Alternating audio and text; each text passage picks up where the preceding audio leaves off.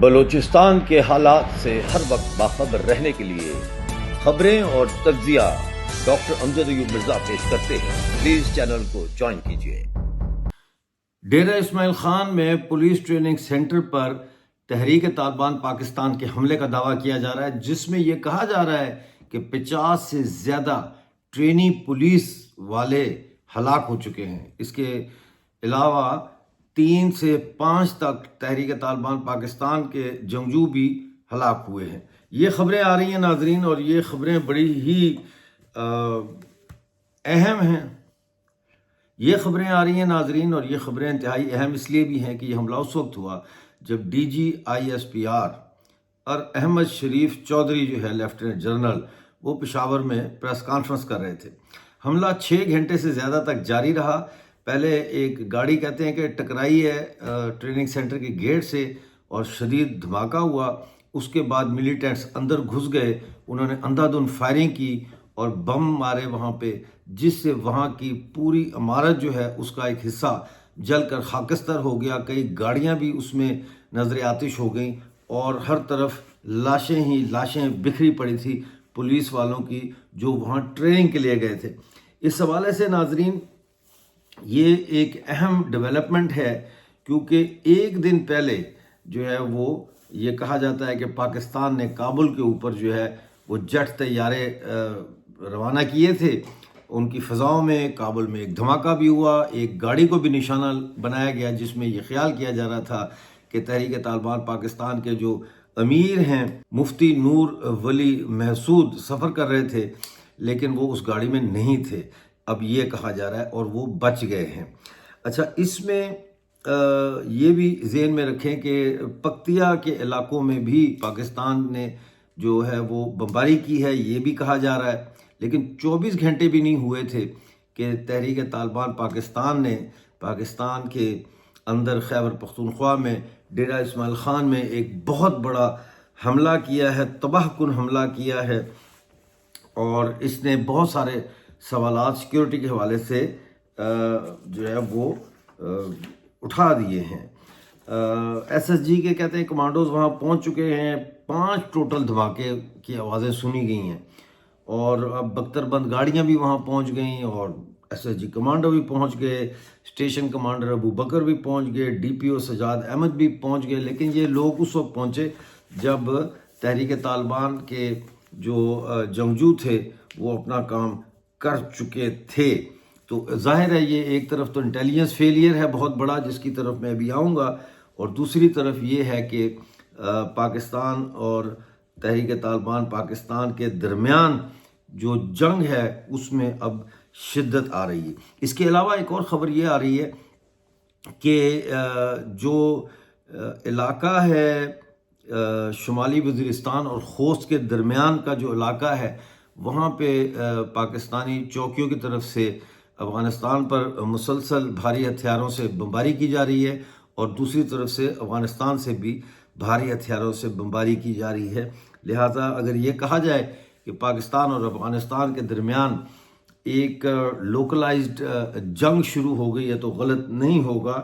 اس میں جیسا میں نے بتایا آپ کو کہ بھاری ہتھیاروں کا استعمال کیا جا رہا ہے، اور میران شاہ اور خوست کے جو ذرائع ہیں انہوں نے یہ بتایا ہے کہ یہ شمالی وزیرستان اور خوست کے درمیانی پٹی میں جو ہے وہاں پہ یہ جنگ چھڑ چکی ہے۔ ابھی تک یہ پتہ نہیں ہے کہ دونوں طرف کیجولٹیز کتنی ہوئی ہیں، لیکن حالات جو ہے وہ دن بدن بد سے بدترین ہو رہے ہیں۔ اب ہم آتے ہیں D G I S P R lieutenant general Ahmed Sharif Chaudhry کی جو پریس کانفرنس تھی۔ ناظرین یہ پریس کانفرنس بڑی امپورٹنٹ تھی، اس میں انہوں نے بہت ساری باتیں کی ہیں، اور انہوں نے یہ بھی بتایا ہے کہ اب تک 2 سال میں 24,000 سے زیادہ آپریشن ہو چکے ہیں۔ سر 24,000 سے زیادہ آپریشن ہو چکے ہیں، مائی گاڈ۔ صرف 2024 میں خیبر پختونخوا میں 14,535 آپریشن کیے گئے، اور یہ بنتے ہیں تقریباً 40 آپریشن روزانہ۔ اس وقت بھی یہ کہا جا رہا ہے کہ انٹیلیجنس بیسڈ آپریشن جو ہے وہ 40 آپریشنز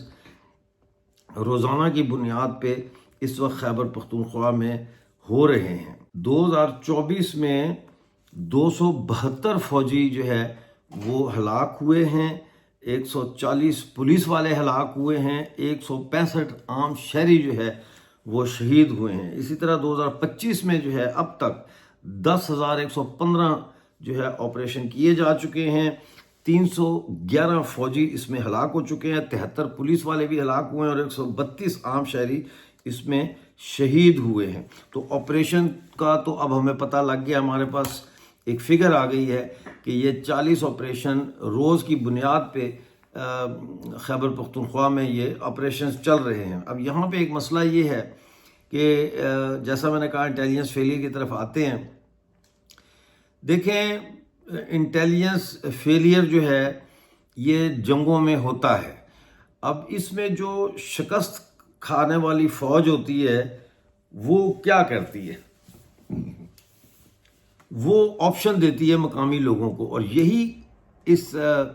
احمد شریف چودھری جو ہے DGI/SPR، انہوں نے فوج کی طرف سے پشتونوں کو 3 آپشن دیے ہیں۔ پہلا آپشن یہ ہے کہ آپ دہشت گردوں کی اطلاع دیں، اگر آپ کے علاقے میں کوئی دہشت گرد آتے ہیں تو آپ ہمیں اس کی اطلاع دیں۔ یہ بیسیکلی اس بات کا ثبوت ہے کہ یہاں پہ انٹیلیجنس فیلئر ہو گیا، کمپلیٹ انٹیلیجنس فیلئر ہو گیا ہے فوج کا، ISI کا اور باقی جو خفیہ ایجنسیاں ہوتی ہیں ان کا، اور اب یہ مقامی آبادی کے اوپر جو ہے بھروسہ کرنا چاہتے ہیں کہ یہ ہمیں بتائیں کہ کہاں ہیں۔ اس کے ساتھ انہوں نے کہا ہے کہ آپ ہمارے ساتھ یہ جو کارروائیاں ہم کر رہے ہیں اس میں فوج کے شانہ بشانہ آپ لڑیں۔ یعنی کہ اس کا کیا مطلب ہے؟ اس کا مطلب یہ کہ پاکستان آرمی کی اتنی کیجولٹیز ہو رہی ہیں کہ پاکستان آرمی کے اندر کراس دا بورڈ ڈی مورلائزیشن شروع ہو چکی ہے۔ یعنی وہ لڑنا نہیں چاہتے پاکستانی فوج والے، وہ مایوسی کا شکار ہیں، وہ دباؤ کا شکار ہیں، وہ خوف کا شکار ہو چکے ہیں، کیونکہ وہ ایک ایسی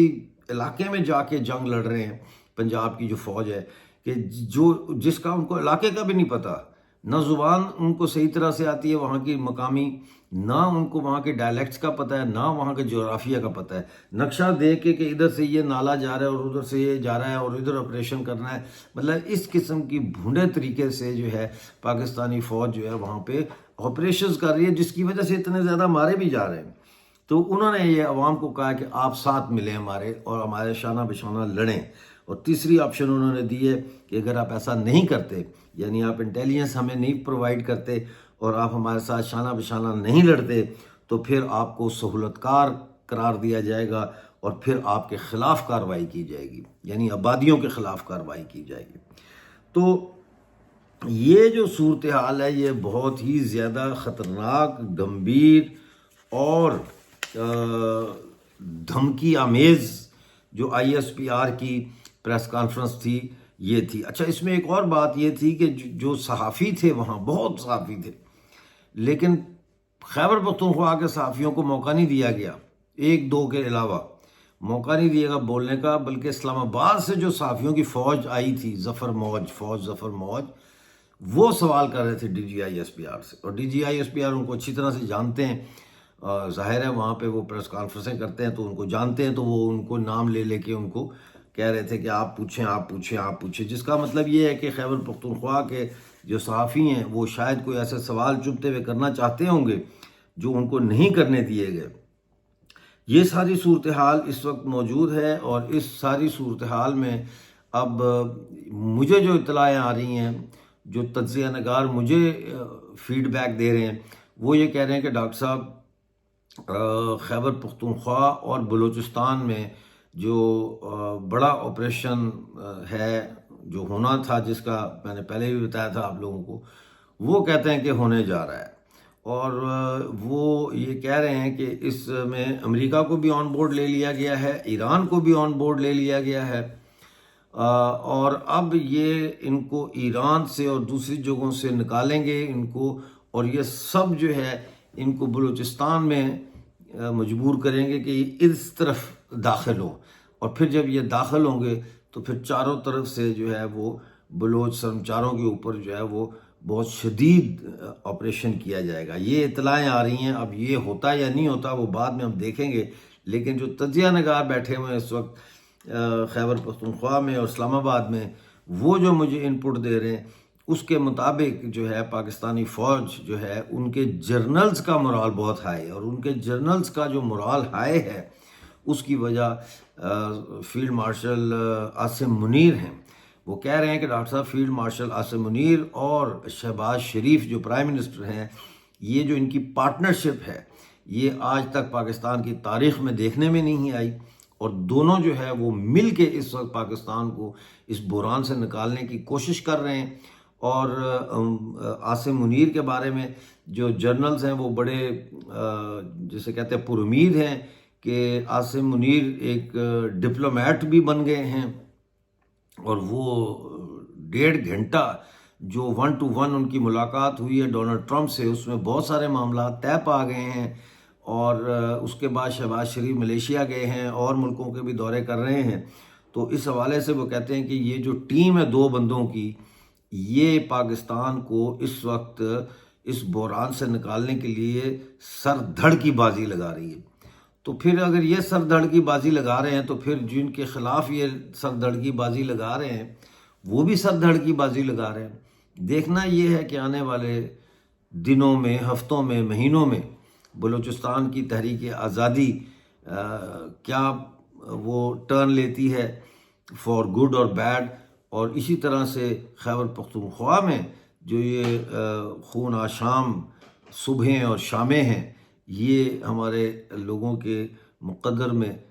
اور کتنے عرصے تک لکھی ہوئی ہیں۔ جیسے ہی کوئی اپڈیٹ آئے گی لے کے آپ کی خدمت میں حاضر ہوں گا۔ اپنا بہت سارا خیال رکھیے اور مجھے اجازت دیجیے۔